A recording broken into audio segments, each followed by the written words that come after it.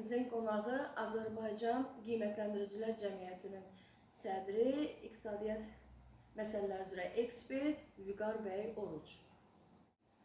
Vüqar bəy, gələn il üçün maaş və pensiyalar artımı gözlənilmir. Ancaq vergilər artır. Burada məqsəd nədir? Ümumiyyətlə, vergilərin artmasına səbəb nədir? Bilirsiniz, maaşlar və əmək haqqılar hər il müvafiq göstəricilərə uyğun olaraq hesablanır və artır. Mən güman edirəm ki, ola bilsin ki, gələn ildə də bu olsun. Vergilərə gəlincə isə, vergi siyasətində hal-hazırda optimallaşdırma prosesləri həyata keçirilir və müəyyən, belə deyək ki, istiqamətlərdə həm əmək haqqılardan və gəlirlərdən, vergilərdə və digər istiqamətlərdə bilirsiniz, daşınmaz əmlakın kirayəsindən də hal-hazırda vergilərdə müvafiq dəyişikliklər baş verib. Bütün bunlar ona görə həyata keçirilir ki, ölkədə vergi sistemi daha da təkmilləşdirilsin. Çünki Azərbaycan dövləti bildiyimiz kimi yeni yaranmış dövlətdir. Bütün istiqamətdə quruculuq işləri həyata keçirilir və iqtisadi formatda da vergilər bilirsiniz ki, əsas önəmli istiqamətlərdən biri kimidir. Yəni, vergi əslində dövlətin fəaliyyəti, dövlətin strukturlarının çalışması, ümumiyyətlə dövlətin var olması üçün önəmli istiqamətdir. Bu baxımdan vergi istiqamətində islahatların aparılması çox böyük əhəmiyyət kəsb eləyir. Gördüyünüz kimi, bir istiqamətdə vergilər artırıldıqda, digər istiqamətdə bu vergilər azaldılır.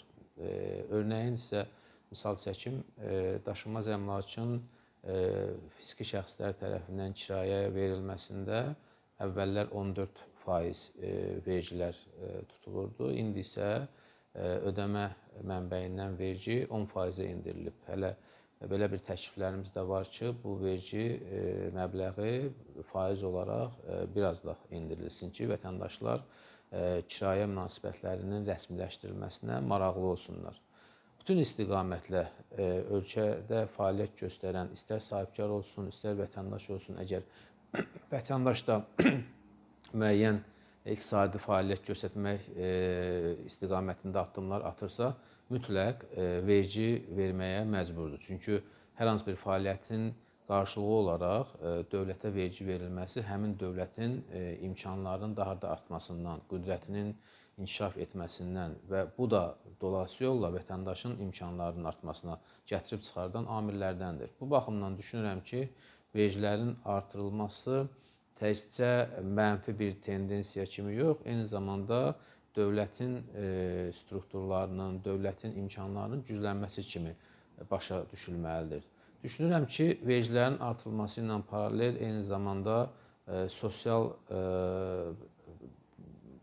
belə deyək ki, problemlərin həlli istiqamətində də addımlar atılmalıdır və Azərbaycan hökuməti bu istiqaməti də unutmur və hər belə deyək il bu istiqamətdə büdcədən müvafiq ayırmalar ayrılır və düşünürəm ki, yenə də bu istiqamətdə il boyu gələn 26-cı ildən söhbət gedir, addımlar atılacaq. Əsas məqsəd Azərbaycan vətəndaşının hal-hazırda sosial-iqtisadi durumunun daha da inkişaf etdirilməsidir, onun problemlərinin həll olunmasıdır.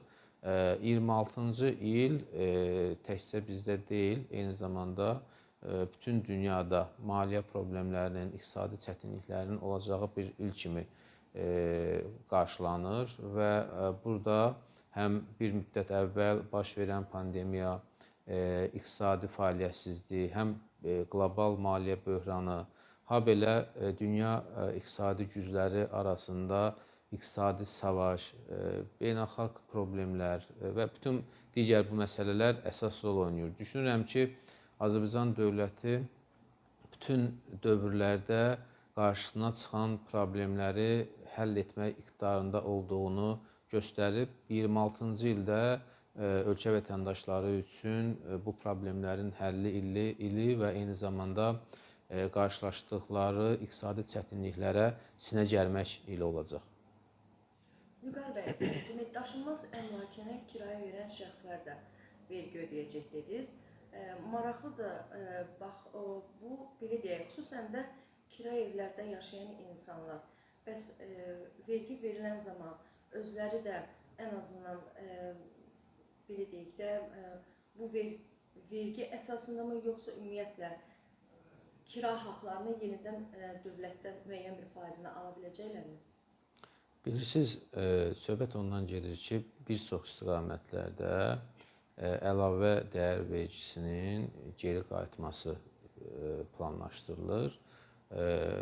Təbii ki, kirayə münasibətləri əlavə dəyər vergisi tələb edən münasibət deyil. Bu, fiziki şəxslər arasında onların belə deyək, əmlaklarının kirayə verilməsi ilə bağlı bir münasibətdir. Sadəcə burada çox təəssüflər olsun ki, bu istiqamətdə fəaliyyət göstərənlər təqribən bizim hesablamalara görə 80%-dən çoxu kirayə münasibətlərini rəsmiləşdirmir.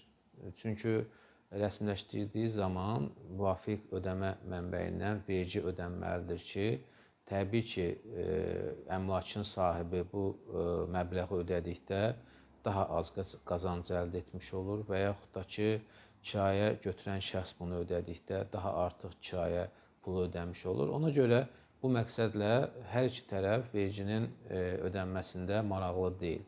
Amma verginin ödənməsinin bir müsbət cəhəti var ki, indiyə qədər bildiyiniz kimi tərəflər qeyri-rəsmi kirayə münasibətlərində olduqlarına görə hər hansı bir problem olduqda onlar hüquq mühafizə orqanlarına əsaslı surətdə müraciət edə bilmirdilər.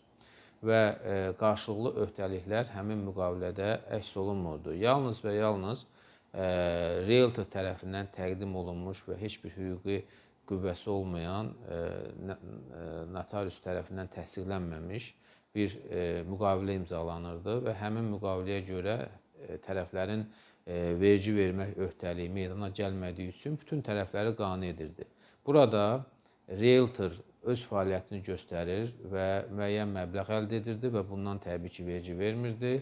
Kirayə verən tərəf müəyyən məbləğ qazanc əldə edir və təbii ki, bunun vergisini vermir və eyni zamanda da kirayə götürən şəxs, kirayənişin bu zaman daha az ödəyir. Yəni, tərəflərin hər üçünə mövcud status xeyir gətirdiyinə görə və onların mənafeyinə uyğun olduğuna görə təbii ki, burada vergidən yayınma halları baş verirdi. Amma biz bütün mənfi xüsusiyyətlərinə rəğmən bir dövlət olaraq bütün iqtisadi münasibətləri, dövlət-vətəndaş əlaqəsini və dövlət-vətəndaş münasibətlərini tənzimləməni əsas götürməliyik. Çünki bildiyimiz kimi hər bir formalaşmış hüquqi dövlət, onun vətəndaşı ilə dövlət arasındakı münasibətlərin hüquqi baxımdan tənzimlənməsi faktoruna görə müqayisə olunur. Təəssüflər olsun ki, bir çox fəaliyyət növləri hələ də dövlət tərəfindən hüquqi tənzimləmə istiqamətində nəzərə alınmayıb. Və bu baxımdan hesab edirəm ki, kirayə münasibətləri əgər nəzarətə götürülərsə, hər hansı bir hüquqi problemlərin meydana çıxdığı zaman qanuna uyğun şəkildə bu problemlər həll olunarsa, ümumiyyətlə Azərbaycan vətəndaşı gəlir əldə etdiyi zaman ondan vergi verməyi öyrənərsə, bu vətəndaşın özünə də xeyirlidir, dövlətimizin büdcəsinə də xeyirlidir. Çünki biz qara büdcəni, qara belə deyək ki, pulları şəffaflaşdırmaq, ağartmaq istiqamətində addımlar atan bir dövlətik və vətəndaşlarımız da çalışmalıdır ki, öz gəlirlərini gizlətməyə əvəzinə ondan vergilər verməklə həm dövlətin müvafiq problemlərinin həlli istiqamətində dəstək olsunlar, həm də eyni zamanda bir vərdiş yaransın cəmiyyətdə ki, həmin vərdiş də ondan ibarətdir ki, əgər müəyyən fəaliyyətdən gəlir əldə edirsənsə, mənfəət götürürsənsə, mütləq onun vergisi verilməlidir. Düzdür, burada belə bir fikirlər də var, proqnozlar da var ki, vergilər olduğu zaman bahalaşma, qiymətlərin artması baş verəcək. Amma müəyyən bir müddətdən sonra bu artım olsa da burada stabilləşmə hissi olunacaq. Çünki əvvəllər ödənişləri vergisiz nəzərə alan tərəflər indi artıq onlara aydın olacaq ki, məhz kirayə münasibətlərində daha bir tərəf var. Yəni dövlət var və onun vergisi verilməlidir. Və bu fəaliyyətin özü dolayısı yolla vergilər bilirsiniz ki, vətəndaşa təhsillə, sığorta ilə, sonra müxtəlif ictimai xərclərin ödənməsi ilə, müxtəlif sosial problemlərin həlli ilə geri dönür. Yəni vergini təbii ki, vətəndaşlar yenidən öz həyatında müsbət mənada hiss etməlidir. Düzdür, müəyyən problemlər var və vətəndaşlarımız da haqlı olaraq həmin sosial problemlərin həll edilməməsindən və qarşılaşdığı gündəlik həyatdakı problemlərdən narazıdırlar. Bunun üçün həm sosial şəbəkələrdə, həm gündəlik həyatda etiraz edənlər var. Lakin nəzərə alaq ki, 30 ildən artıq işğal altında olan torpaqlarımız yeni azad olunubdur. Qarabağ Azərbaycana qaytarılıbdır. Qarabağ və Şərqi Zəngəzur həm coğrafi olaraq, həm iqtisadi olaraq, həm ərazimizin bir hissəsi olaraq Azərbaycana hal-hazırda inteqrasiya olunur. Həmin ərazilərdə quruculuq, bərpa işləri aparılır, infrastruktur yenidən formalaşır. Yəni, büdcənin bu qədər xərcləri olduğu bir vaxtda qarşılaşdığımız sosial problemlərin daha çox olması təbiidir. Vaxtilə torpaqlarımız azad olunmamış belə bir fikir var idi ki, xalq arasında da çox tez-tez təkrarlanırdı ki, biz ac qalarıq, susuz qalarıq, ancaq Qarabağı vermərik. Belə bir fikirlər var idi. Bugün çox şükürlər olsun ki, Qarabağı almışıq və şükürlər olsun ki, ac, susuz deyilik. Amma müəyyən problemlər var ki, o problemlərin həlli zəruridir və o problemlər Azərbaycan hökuməti tərəfindən həll olunacaq və olunmalıdır da. Sadəcə, hökumət də öz gündəlik siyasətində atdığı addımlarda, etdiyi islahatlarda vətəndaşların sosial-iqtisadi durumunu nəzərə almalıdır. Regionlar inkişaf etdirilməlidir. Bakı şəhərində söküntüyə belə deyək, uyğun görülmüş binaların sakinləri narazı qalmamalıdır. Onların bu və digər istiqamətdə mənzil problemləri həll olunmalıdır. Eyni zamanda bilirsiniz ki, çoxlu yeni qurulmuş ailələr var ki, gənc ailədən söhbət gedir. Onların mənzil əldə etmə imkanları hal-hazırda yoxdur. Onlar üçün müvafiq sosial proyektlər, layihələr düşünülməlidir. Yəni, təbii ki, başda cənab prezident olmaqla Azərbaycan hökuməti ölkə əhalisinin problemlərini həll etmək istiqamətində ciddi şəkildə fəaliyyət göstərir.